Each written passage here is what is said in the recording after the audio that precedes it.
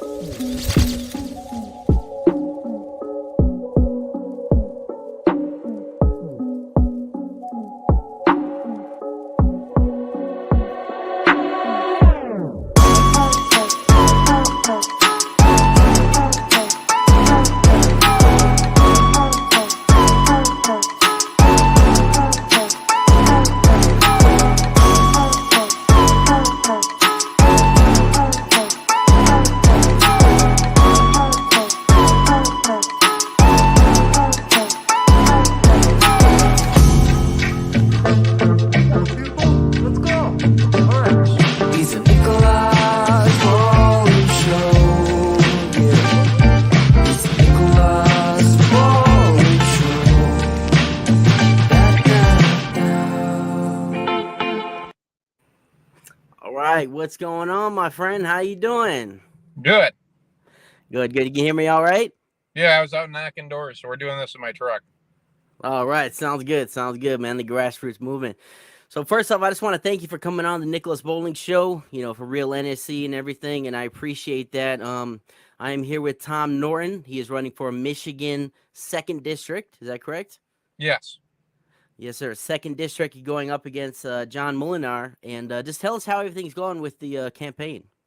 Well, we don't hit any doors where they don't know our name anymore. So we Oh, that's we probably hit about 24,000 doors. We're probably averaging just over somewhere between 10-1 to 15-1 in yard sign coverage compared to them throughout the entire district. When you look at the map, that's a pretty impressive feat. yeah, Um, absolutely. and so it's going pretty good. I have a lot of people very pretty excited. They feel we're going to be able to pull this off tomorrow. And I'm personally just exhausted from only sleeping like 4 hours a night for the last month. So Yeah. Yeah, I couldn't imagine. I ran a couple campaigns and I didn't get as far as you did. So more power to you, man. That stuff is exhausting, especially going up against an incumbent that has been in there for a very long time. So, I wish the best of luck to you. But I want to get down to it. I mean, right now you're out there door knocking. Is that basically your main sort of advertisement right now? well, Besides, obviously running ads and everything, door we knocking is really your grassroots. well we couldn't afford the TV ads, so we're running radio. We ran digital, quite a bit of digital, mailers, and basically doors and yard signs. His team is not really knocking doors at all. They finally decided last week they should start knocking doors, and we'd already passed like 24,000. That was one of the things that ended up happening on there was we were pushing it and just driving the doors, lit drops, and we've done events. We do 3 to 5 events a week. Usually the nice part is the grassroots have grown so much that we get 30 to we easily get 30 to 50 people at an event 3 to 5 times a week. So that helps. And then those people go out and work their neighborhoods and they do their own cottage meetings. So we're basically doing a very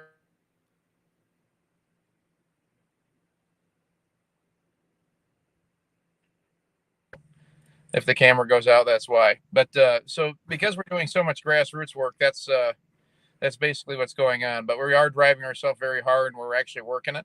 And I think we're going to be able to pull off. We're in a good position to pull off something. I mean, this guy sent 20 mailers. You don't send 20 mailers if you're up by 20. So it's obviously a tight race.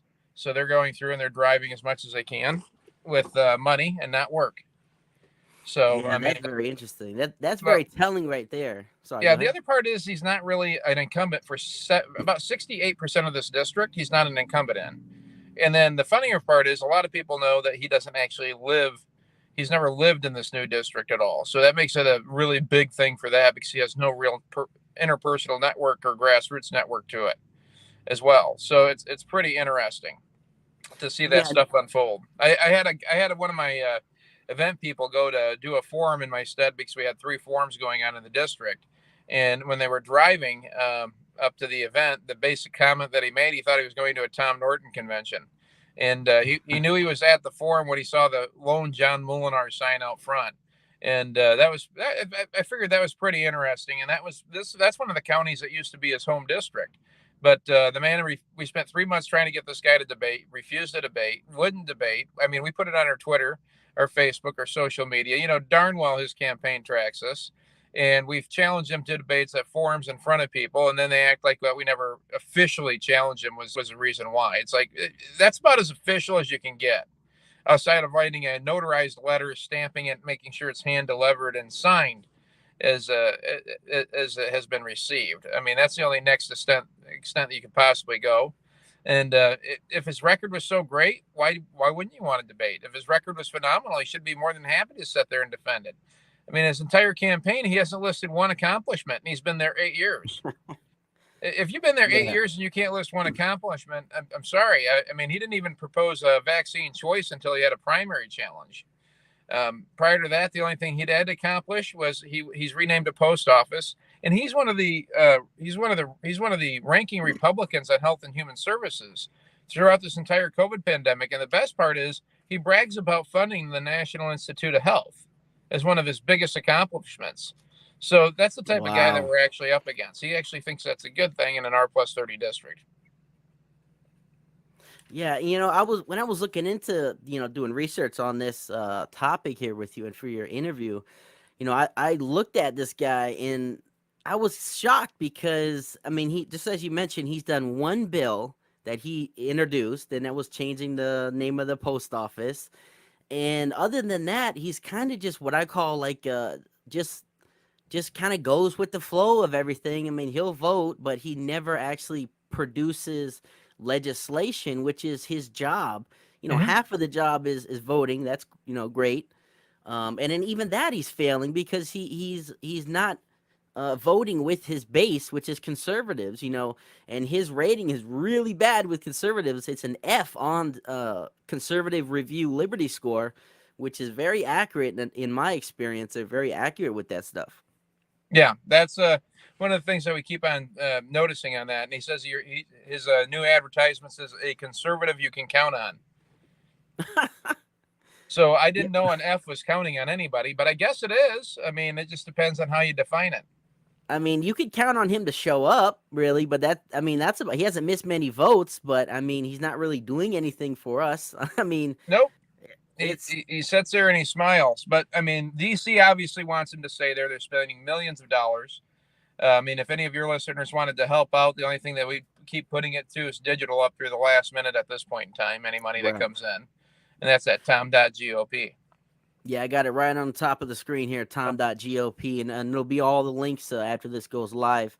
So I wanted to talk about a wide variety of things. I don't know how much time you have. I don't know how busy it is to run a campaign, but I just want to touch on a few things. So you just mentioned the new drawing of the district. Could you explain that a little bit to us? Because I know you originally were going up against somebody else, and then it like redistricting happened. Is that what the case is? Yeah. So basically, if you take Michigan, we are essentially this entire area this way to about here in the dead center. It's the best way to describe it. We were running against Peter Meyer, but they drew myself and the majority of the old 3rd district into this new 2nd district. Gotcha. Okay. Simple enough. Simple enough. So we're 24 hours away, basically, roughly, from the primaries for the GOP. First off, have you received any support from the GOP establishment? I didn't realize we were on Comedy Central, but So that's a no. Yeah, I figured so. I mean, hey. if you go to the county level, most of the local county chairs have supported us. Quite a few, but they've been taken over by the grassroots. So we got the majority of the county parties are actually supporting us against this incumbent. So that should tell you how hard he works. We have county chairs from his old district that are supporting us. So that should tell you how phenomenal he is. So yeah.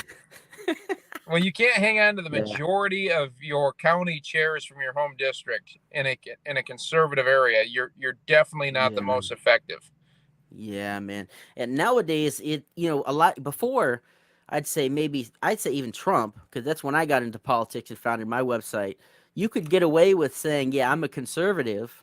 I'm on your side. But nowadays, you have all these websites that will grade each and every vote, break down your vote and how you really should have voted as a conservative. So that whole cover up as a conservative, that doesn't work any longer. And I think that's what's happening. We're starting to see more and more people, get exposed for not being what they said they were. Correct. Yeah, it's something else, man. Yeah, so you were an Afghan veteran, correct? You served in the Afghan war? Yeah, I was, yep. Wow. We Yeah, were down in the desert area where it was hot and rainy and sandy. They had mud storms. Gotcha. Yeah. So what made you get into the military? That's a family tradition. We've been doing it for pretty much the founding of the country. We've had somebody in the family actually serving to it. So it's actually more of a family tradition thing, believe it or not. Nice. You have 2 kids, right? 3 girls and a boy. 3 kids. Okay, my mistake. Yep. I told my wife if the 3rd one was a girl, I was adopting 3 boys. So we ended up just sticking with those 3 and calling it good. Ended up getting a cat and a dog. Yeah, that'll be good enough, right? Yeah. So do you want any of them to go into the military? That's where your hopes are? That's going to be up to them on there. Right. but you have your hopes I in the mean, father, with right? the way the military is today, it's really disconcerting whether or not you're going to join it. I mean, they can sit there and mandate everything on you. They can sit I there and know. it's just there's a lot of really major concerns.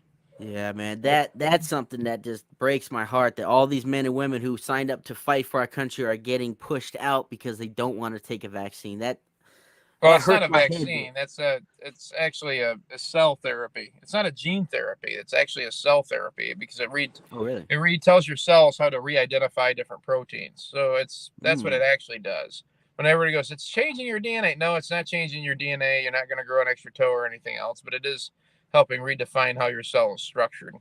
So it's a cell Gotcha. therapy. That's where the biggest concern is on that. Gotcha. Are you vaccinated yourself? No, Yeah. I'm very naturally vaccinated. Yeah. So with the election coming up tomorrow, are you confident in the election process? I mean, as far as, all these absentee ballots and the 2,000 mules, I mean, how confident are you in our election right now? My district has one of the lowest AV voters in the state. And the other thing is, I'm notoriously known for actually counting for recounts. I'm one of the only candidate in the state that's paid for recounts before out of my own pocket, been refunded Mm. money in the past as well. So, because I'm involved in it, I'm pretty confident that it'll be done right because I irritate a lot of clerks with the aspect of actually making sure the job's done right. Yeah, and I have a lot of respect for that. And I just want to thank you personally for that, man. A lot of these candidates, they just run and then just if they lose, okay, I lost. But they really gotta focus on poll watching, exit polling and legitimate recounts, man. I cannot stress enough about this election coming up, man. So that's why I'm interviewing as many people as I possibly can to ensure that we, take back the Congress. I mean, how confident are you that not only you, but people across the country are going to come out in droves and try to take back this Congress? I think I'm pretty confident that we're going to be able to take it back. I think people want Nancy Pelosi gone. My goal is to go to Washington, D.C., give Nancy Pelosi a heart attack and Kevin McCarthy a backbone. So Yeah. we all have to have goals when we go there, but that's one of them. Beautiful. I like that. I like that. Yeah, that was one of my questions is once you're in, do you intend, excuse me, to vote or support Kevin McCarthy as speaker? No. No? Okay. Well, that's as simple as that. Yeah, and I don't blame you because he's too wishy-washy, flip-flop. He's I'd just like like to you mentioned. nominate somebody like Newt Gingrich or somebody like that knows how to actually Yeah. be a speaker that does something. Yeah, yeah, man. And that's something I like about you is that, you're a lot like Trump. I see a lot of people kind of uh saying you're like Trump, and then I heard one time you said the only difference between him and I is the bank account, so that was pretty funny. But if you have something to say, you just say it, and there's no ifs, ands, or buts about it. You just want America first. I mean, that's exactly what it comes down to. You want America first, and to me, that's not that hard to do. Or, to want. I mean, Mm-hmm. it's just amazing. But my next question for you is the people of Michigan. I mean, I'm curious because, and it also ties in with Trump as well, who endorsed your opponent for some reason. First off, why do you think Trump would have endorsed him?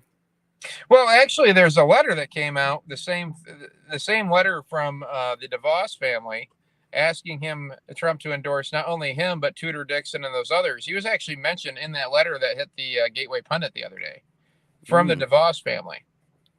wow. So that would be an establishment move to sit there and help cover it.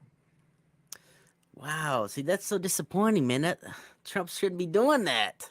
He be Well, trying to be. I think Trump just elected Ron DeSantis in 2024. I don't think what happened in the state here over the past couple of days with Trump is when he endorsed Ryan Kelly, he severely damaged his brand amongst his base. Or not Ryan Kelly, when he didn't endorse Ryan Kelly or Garrett Sedano or Rinke, like those three were all acceptable to the base for him to endorse. Tudor was not acceptable to the base for him to endorse. So when he did that, there's a lot of chairs that were county chairs for Trump that are just like, you know what, I'm done with this guy. And they're just focusing on their own grassroots group, and they feel like he abandoned them. Wow. Yeah, that's interesting. I'm hearing a lot of things as well, the people I talk to and other candidates I've talked to, and say that some of these endorsements that he's handing out is very not not the way they should be. Let's just say that. Yeah. Yep. Give me a Yeah, second here. there's the endorsements that he has. It's on there. I mean, if you're going to sit there and do an endorsement, you vet all the candidates. That's essentially what you do if you're going to actually go through and do endorsements. The problem is that they aren't doing any of that type of vetting. They're just going based upon consultants and things of that nature.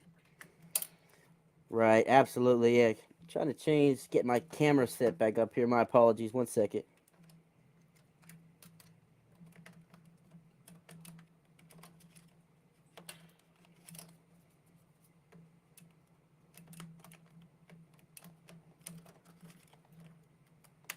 Sorry about that, my friend.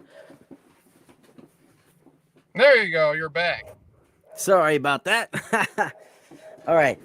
So to get back to what you're gonna do in Congress, I mean, what can you tell us about censorship? And if first off, have you been affected by censorship? And what do you plan on doing in Congress when you get there to help fight censorship, especially Well, all towards we got to do conservatives? is on there. So here's the thing. I don't mind somebody censoring on their private page. Like, say you have a private page, you're funding it and everything else. You Mhm. shouldn't have people going through and trying to be your competitor advertising on your page. So that is some type of censorship where I don't have as much of a problem with it when it's done at an individual level. But the thing is, what's happening with Facebook, Twitter, and these other ones, they actually have a tax exemption status, and they're trying to sit there when they start censoring people and censoring one form of speech, they become a publisher. So all we got to do is remove the protections that we gave them a long time ago, remove their tax exempt status, put them under publisher laws, and problem solved. The moment that we start doing that, then what you're going to be able to have is you'll have these platforms become much more free and fair again, like they were originally. Yeah, and it's so amazing. Why do you think that hasn't been done? I mean, we gave them Section 230 all those years ago. I mean, why is it so hard to get something done? Well, the reason is because none of these people have backbones. They don't want to upset the apple cart. You got to realize how much money you're up against. I mean, you go after their exempt status. Imagine what happens to every Republican that actually goes after it if they were successful at removing it. The next thing you know, the next election cycle, they're going to sit there and have to take them to court. And these groups are going to shut them down from being Google searched, advertising, everything for 3 to 4 weeks prior, and just be able to flip the entire thing. They've become that powerful. Yeah, it's amazing. It's actually really scary that you can just be taken off, the internet just altogether. I mean, you're silenced. Yeah. Yeah, it's very scary. So just a couple more questions and then we'll wrap up. Again, I appreciate your time. So I noticed that you do a lot of work for veterans and suicide prevention. Can you tell us a little bit about that? Yeah, I used to do it all the time, but between the race and some other stuff, I kind of cut back on doing it. Basically, West Michigan Veterans Ranch is an organization that does veteran networking. It did do a lot of suicide prevention until some of the laws were changed. So we don't want the liabilities on there anymore. So we'll send them to the VA. Luckily, we have a good relationship with the local VA and their mental health groups. So when we send it to them, they get kind of fast tracked. But basically, what we do is we try to restore hope to veterans by either finding them a job or finding them assistance for bills or anything of that nature. That's essentially what the Veterans Ranch actually does, and that's the primary focus of it. Yeah, I appreciate that work as well, and appreciate you serving in the military as well, my friend. I appreciate that. So one more question here. When you get into office, what is going to be your first piece of agenda? Like, what is your number one goal? Hit the ground running. What are you going to work on? One vote, one bill legislation. Yeah. Instead of And you know bills that are what? 6 foot tall, they're that tall. That way we can remove pork, and bills have to pass or succeed on their own merits. You know, I was watching a previous interview with you prepping for this, and I saw you say that, and I was like, wow, that is something that is immensely important. And I loved the way that you put that because just as you mentioned, I mean, these bills for something They're so huge. simple are just stacked with just as you call it, pork. The prime example is this. You take a look at the $55 billion we spent to Ukraine. You know how much money has actually gone to Ukraine? Probably none. 9 30%. billion. 46 My billion was God. Hey, I'll bribe you here, here, here, here. It went to the defense contractors and went to those different companies around DC. And then all the politicians who voted for it magically had all of these employees donate to their campaigns. Wow, that is incredible, man. You ever notice during an election cycle, they have big giant bills with these great names that they pass, and then like no money actually goes to it, but their Yep, campaigns are fully funded? man. They have taxpayer funded windfalls. They're using your own dollars against you. And that's what people need to understand of why they actually have to be involved and donate and actually put in the work. If when people sit there and say you should do this or that to a candidate, the response back to that I'm starting to teach candidates, ask them, good, did they donate to you? Yeah, Because it costs money to do that stuff. It's not free. absolutely. Mhm. Yeah, and a lot of times, and I just talked about this on my last show. I get really frustrated with conservatives because they're not doing enough to help these candidates. I mean, there are so many huge podcasts that can be literally interviewing a candidate every single day on their show, Yep. regardless if they live there or not. They and it frustrates me because I have a little show and I have a pretty big following on my website, but and I'm trying to do all this work with a 9 to 5 job. And I'm Hmm. like, these people like Dan Bongino, or there's a guy, Brian Craig, around here, excuse me, in Florida. They could have a 30-minute segment every day interviewing candidates, giving you guys, the good candidates, solid conservative candidates, that magnifying glass on them to help them get elected. To sit Hmm. here and say, we need a red wave, we need to get rhinos out of office. Yeah, you got my support. Here's a little fist bump. That's not enough. Yeah. Donate, volunteer, and if you can't do that in the state, then Here, retweet here, here's a interviews. great example of this. So, socialists want you to pay for their socialism. They want everything for free, their house, their cars, everything paid for. It's all free, right? It's your tax dollars at work. So, socialists, what I find interesting, when a socialist runs for office, their candidates have millions of dollars pulling with 10, 20, $30 donations all over the place. They got tons of money, right? A conservative goes to run for office, and then what they end up doing is the conservatives like, oh, I'm going to vote for you. Okay, well, I need help either with doors. Oh no, I'm going to vote for you.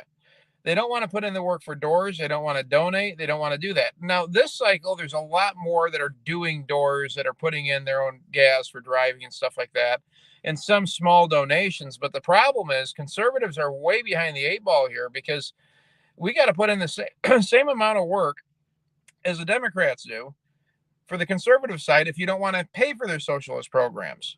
So you're going to have to start to donate. And the reason this country's gotten the way it has is because conservatives think they can win elections without any money. Just like in this particular race, the majority of my race was funded by me, putting in my own money for mailers, radio, digital, everything else, because we didn't have a ton of conservatives donating. We had a bunch of small ones, and we finally started getting it through people's heads that they needed to do this, and that's what started to make it effective. So oddly enough, Democrats invest in socialism through hard work. Okay, so they're working for their free stuff by actually putting forth work to it. Conservatives want to go to work and work hard for their stuff and keep it, but they don't want to invest any money to make sure that somebody else isn't going to legally steal it through a legislative process. So it's interesting at how much they just back off and don't stay engaged and don't really address where things need to go.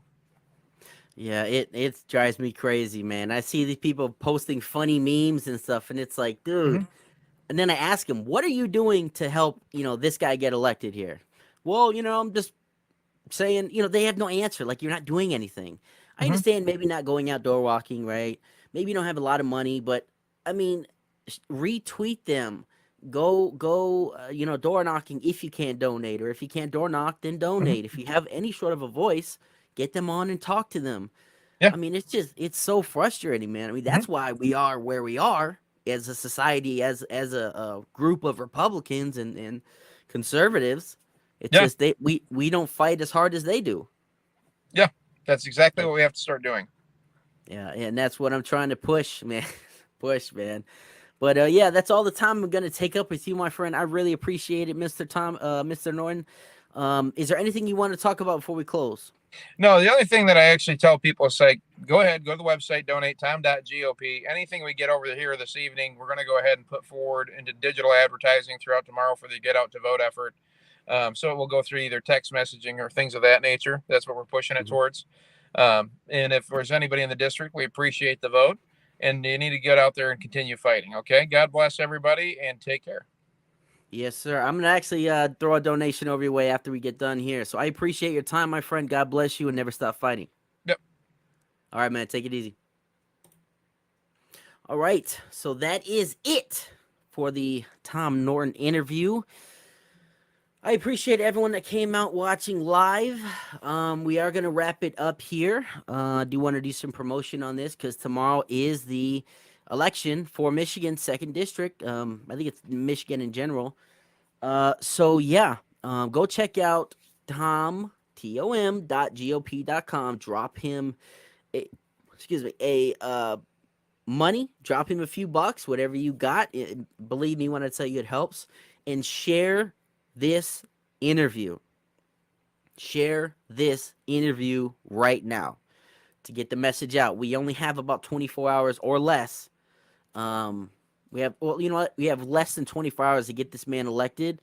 I'm gonna do everything I can. I came in late I came into the game late. I wish I would have interviewed him a few months ago, but that's on me. I had a lot of other candidates and stuff I was working with, but this gentleman here, Tom Norton, is a patriot, a true conservative, and he deserves to be in that Congress seat. So that is it, guys. Thank you so much. God bless. Be sure to smash the like button, drop a comment, subscribe, and hit the bell. Our subscriber count is going up, but the bell is not being rung because we are being so heavily censored. You have to do the bell or else you're not going to get notified. All right, guys. Thank you so much. God bless, and take it easy.